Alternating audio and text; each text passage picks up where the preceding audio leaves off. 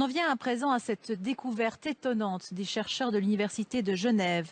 On savait que les abus subis laissaient des séquelles psychiques chez les victimes. On apprend aujourd'hui qu'ils laissent également une trace biologique dans leur ADN, une trace que ces chercheurs sont même parvenus à mesurer. Les explications d'Yvan Elie et Chantal Panatier. Maltraitance, viol, autant de traumatismes qui laissent des traces, et pas seulement psychiques. Certaines de ces victimes consultent en psychiatrie. Elles ont accepté de donner leur sang pour analyse.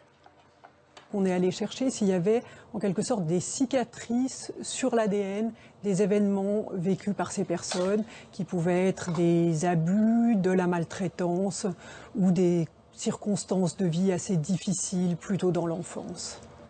Dans l'ADN, les chercheurs isolent un gène, celui qui répond à un stress très fort résultant d'un traumatisme.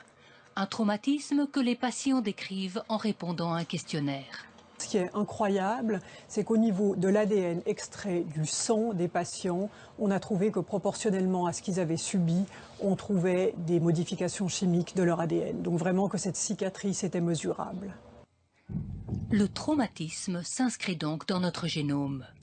Et sa trace survit à chaque division cellulaire. Chez les humains comme chez les souris, elle se transmet jusqu'à 3 générations au moins. Très récemment, on a eu cette situation, grand-mère, mère-fille. La grand-mère a un mari qui a violé la fille et de là est issue une petite fille, donc le produit de l'inceste. On a fait une analyse de méthylation sur ces 3 générations et on observe que celle qui a la cicatrice la plus grande, c'est bien la petite fille qui est donc le fruit de l'inceste.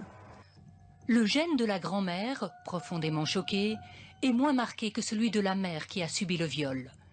Mais la petite fille, qui n'a jamais été violée, porte la plus grande cicatrice.